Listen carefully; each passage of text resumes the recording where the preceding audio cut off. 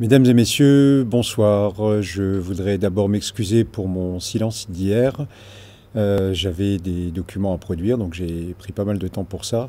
Et ensuite, j'ai eu les retours de la polémique qui continue à se développer. Et ça m'a surtout encouragé à me taire et à réfléchir. Surtout quand j'ai constaté que le sujet était de savoir qui avait été le premier ou le deuxième ou le troisième ou je ne sais quoi à proposer telle ou telle chose. Je crois que ça n'a vraiment aucun intérêt, que ce n'est pas l'objet et que la paix doit revenir dans les esprits ainsi que la raison. À ce titre, donc, j'ai pris une décision et je vous assure qu'elle sera appliquée.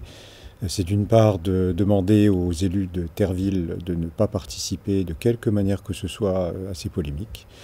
Et j'ai fait la même démarche vis-à-vis de mes colistiers à Thionville, puisque il y a toujours une question d'élection qui est en cours. Voilà. Ils ne participeront plus, ils ne répondront plus. Je sais que c'est désagréable pour eux et que c'est difficile, ça l'est pour moi aussi. Mais c'est sage et c'est la seule attitude normale et logique à avoir dans les circonstances actuelles. Ça fait partie du job. Sur le fond des choses, je voudrais revenir sur quelques points. Le premier point, c'est de vous rappeler ce que vous avez tous constaté, savoir que le pays fonctionne dans des circonstances qui sont tout à fait exceptionnelles sur le plan de la légalité et du fonctionnement des institutions.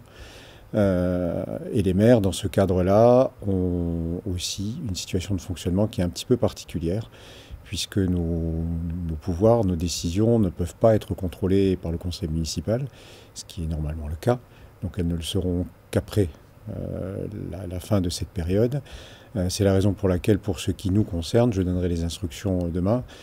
Toutes les décisions du maire, toutes les décisions que je prendrai ou je prends actuellement seront communiquées toutes les semaines, en fin de semaine, à l'ensemble des membres du conseil municipal, notamment pour que l'opposition puisse aussi exercer son rôle normal, à minima de contrôle.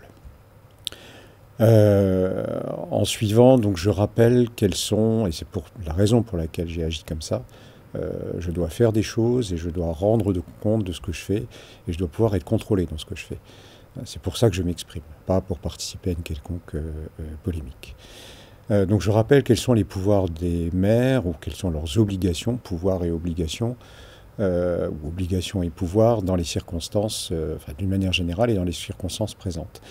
Dans nos institutions, la lettre des institutions et l'esprit des institutions prévoit que le maire est déjà un agent de l'État. C'est pour ça qu'il est officier d'état civil et qu'il agit tout le temps en ce sens-là, et qu'il est officier de police judiciaire, même si les maires n'exercent pas cette fonction de fait. Voilà. Il est chargé en premier lieu, donc, en tant qu'agent de l'État, d'exécuter les lois et règlements, et donc, par là même, toutes les décisions des autorités administratives qui lui sont supérieures.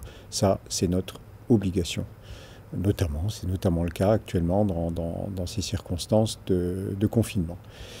Il a par ailleurs un pouvoir, ce qu'on appelle un pouvoir de police générale, en matière notamment de sécurité, de tranquillité et de salubrité publique, ce qui fait que certains maires, par exemple, prennent des arrêtés de couvre-feu ou peuvent renforcer les mesures qui sont prescrites par l'État. Parfois peut-être solliciter des aménagements, mais en tout état de cause, dans ces deux missions, nous avons des obligations à faire respecter la réglementation.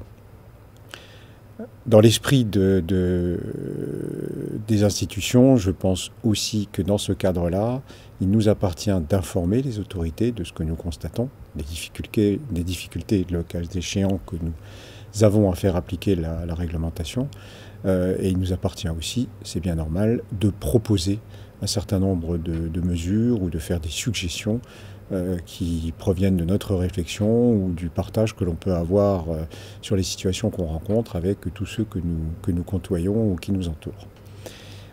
C'est donc dans ce cadre-là que, très simplement, pour en avoir parlé avec des personnes qui sont confrontées directement à la situation sanitaire, je parle notamment de soignants, pour avoir regardé ce qui se passait à la fois en France et à l'étranger, donc pour remplir mon rôle très normalement et suivre la situation et le cas échéant proposer des choses qui me semblaient sensées, j'ai contacté dimanche dernier et j'ai fait une proposition écrite, documentée, que je n'ai pas écrite seule évidemment, au directeur de l'Agence régionale de santé.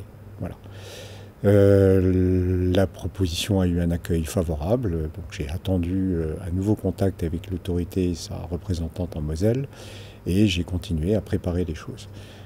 J'ai simplement informé le Républicain Lorrain que j'aurais besoin peut-être d'un article, puisque nous-mêmes nous préparions une communication, puisque nous étions prêts, a priori, si l'autorité en décidait ainsi, à démarrer cette opération vendredi de la semaine passée.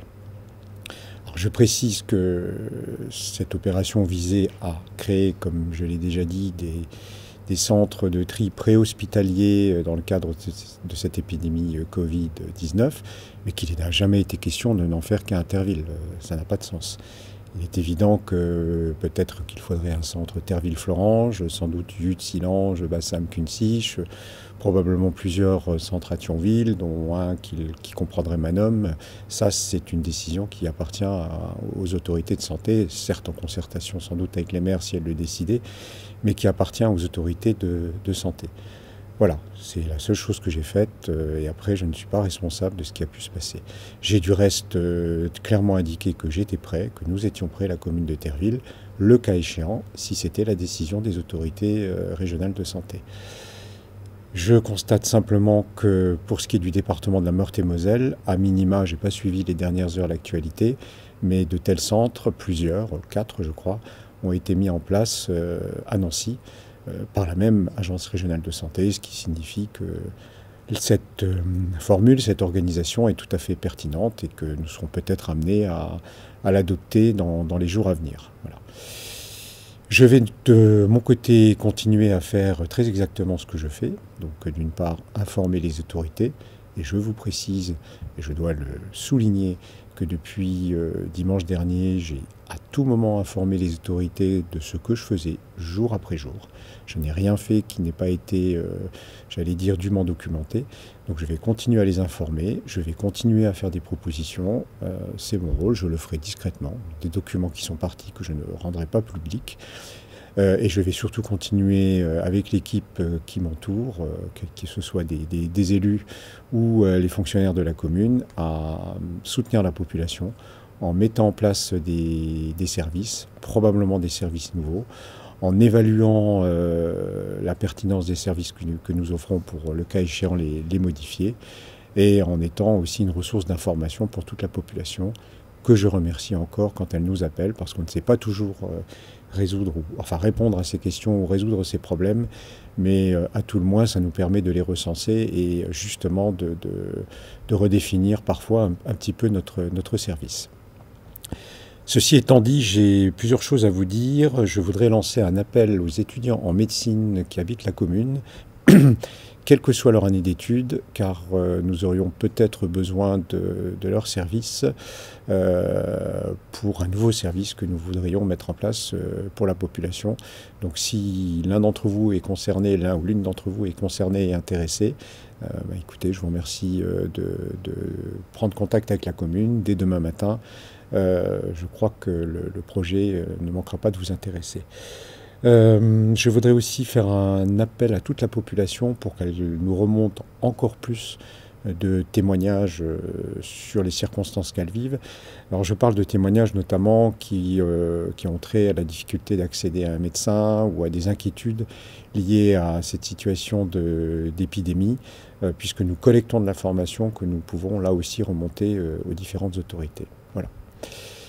Maintenant, pour terminer, parce que c'est aussi, c'est tout d'abord la réalité que nous vivons tous et que beaucoup vivent, j'ai une très mauvaise nouvelle à vous annoncer pour ceux qui n'en sont pas informés. Monsieur Philippe Gébus est décédé cette nuit. J'ai une pensée toute particulière pour lui, puisqu'il a été à mes côtés pendant de très nombreuses années, à la fois comme conseiller municipal délégué et comme adjoint, notamment dans le secteur des sports et des finances. J'avais beaucoup d'amitié et de sympathie pour lui, et j'ai une pensée émue, très très émue et profondément amicale pour son épouse, pour ses enfants et tous les membres de sa famille. Voilà. Je vous souhaite une excellente soirée, je vous envoie mes meilleures pensées et je vous retrouve demain pour de nouvelles informations à vous communiquer. Bonsoir à tous.